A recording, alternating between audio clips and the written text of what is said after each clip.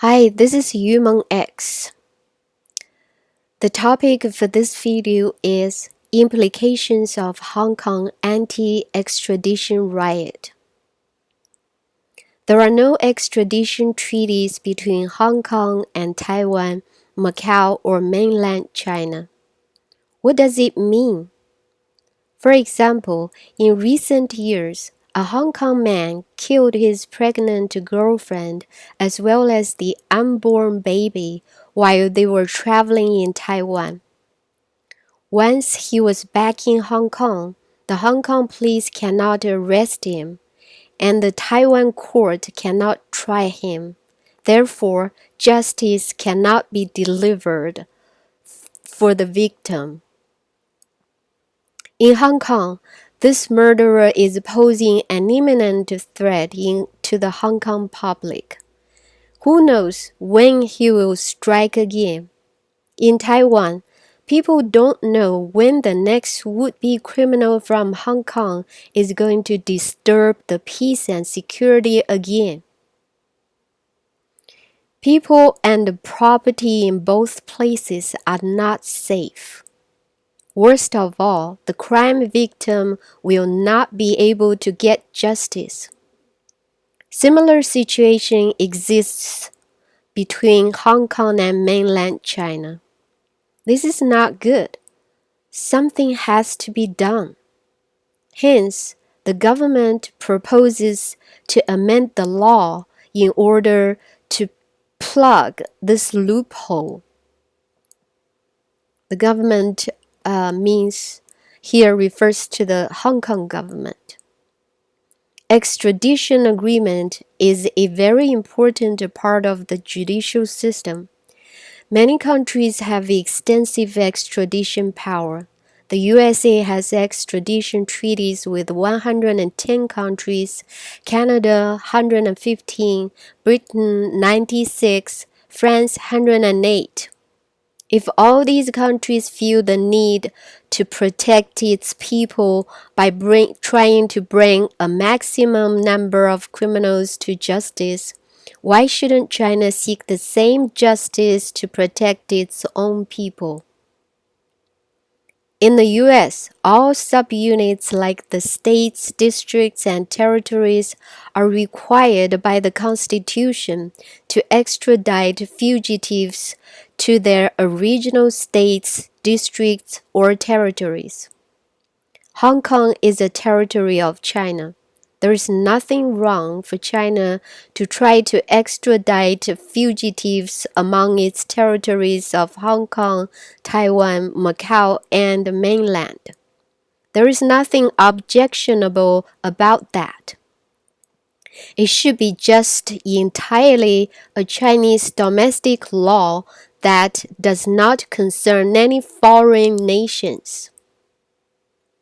Some people in Hong Kong are not happy because they don't want the government to make Hong Kong and mainland safer with the proposed bill.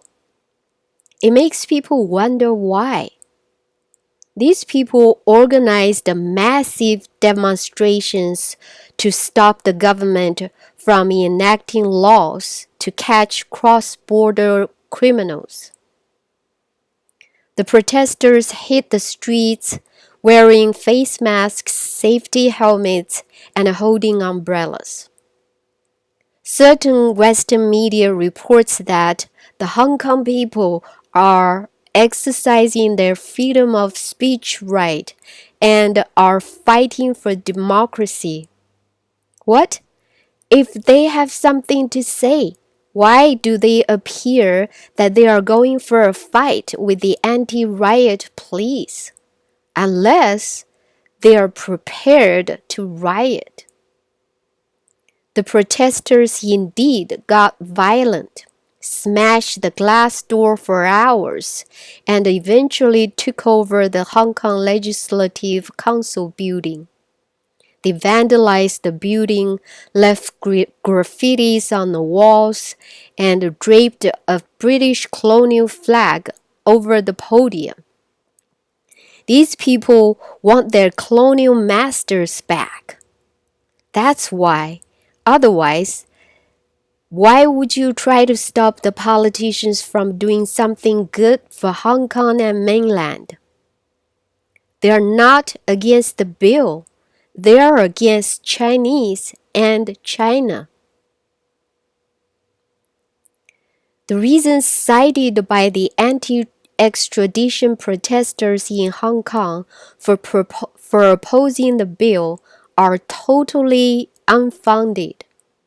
The law would not trigger any human right or political freedom issues, since any case concerning these issues is not covered under the proposed law.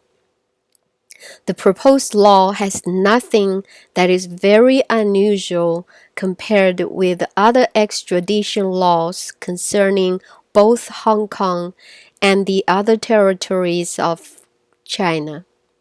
As for the reason that the Chinese judicial system is not compatible with or on par with the Hong Kong system in terms of the actual justice afforded, it is ridiculous. The Hong Kong judicial system is a legacy system of the British colonial era. Most of the presiding judges in Hong Kong are still foreigners.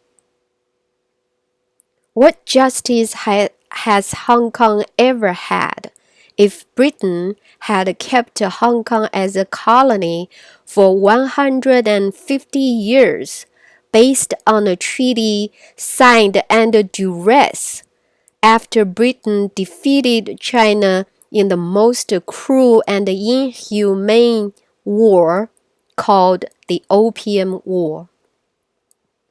What kind of justice did the judicial system deliver if Hong Kong Chinese were treated as second-class citizens under the British rule?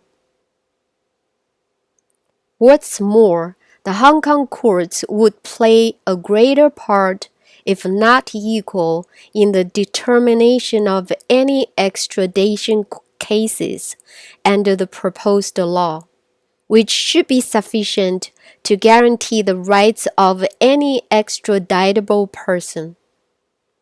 Under the proposed bill, Hong Kong courts and the chief executive have the right to refuse any extradition request made by the mainland China, as they see fit.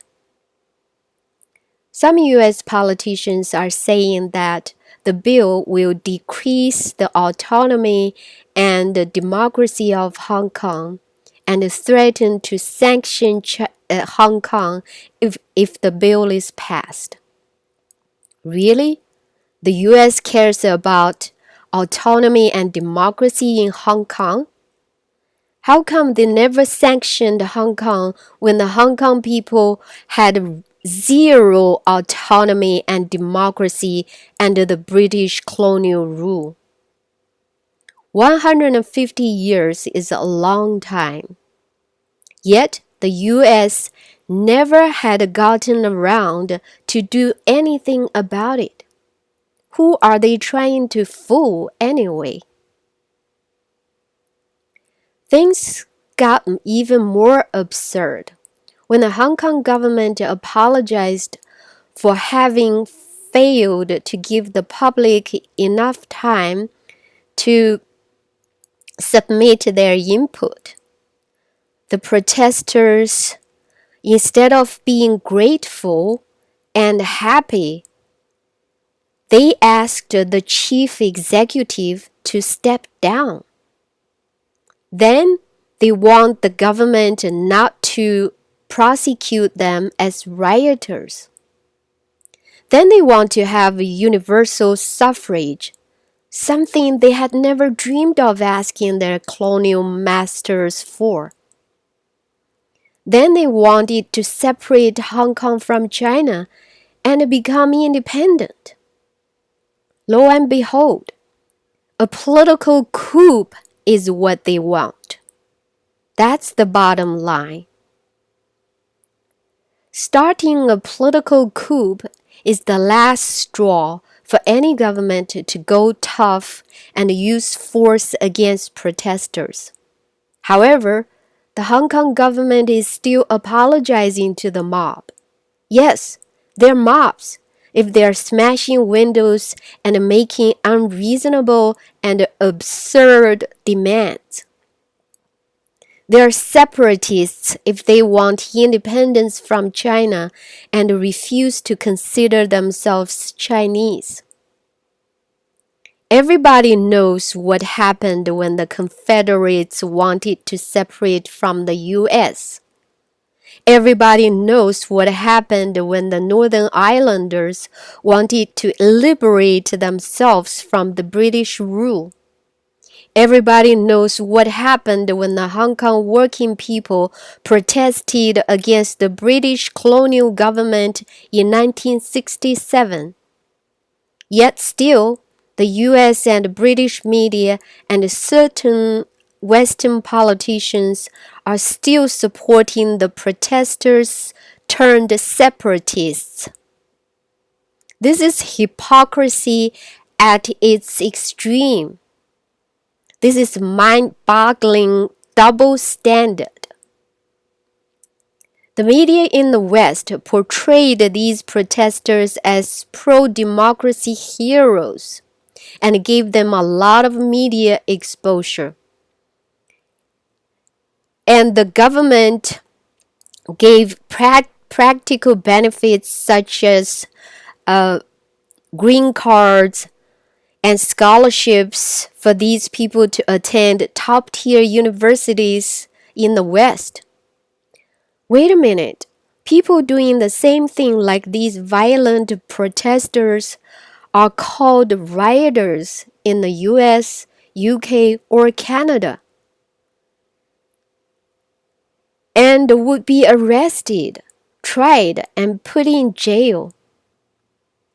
Why would the Western media give totally different names to the same thing?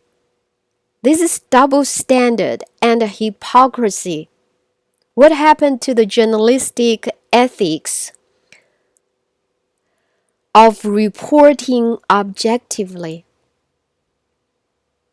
An overview of the news stories on anything China would show a pattern that the Western media always praise the protesters who are trying to overthrow the Chinese government.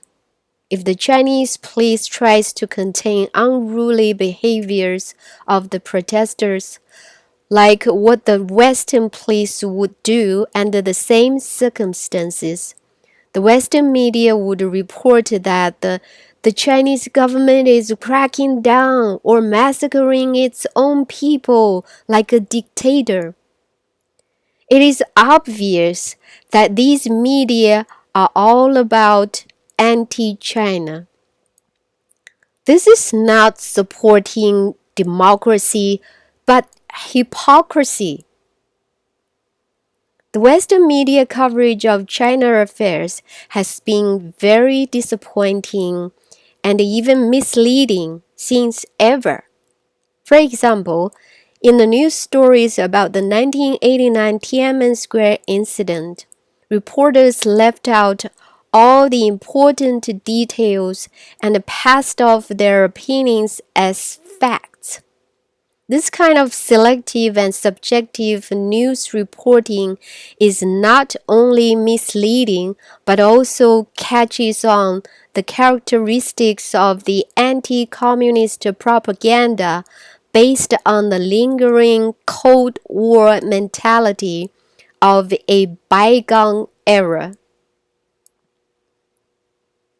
This is the so-called free press in the West.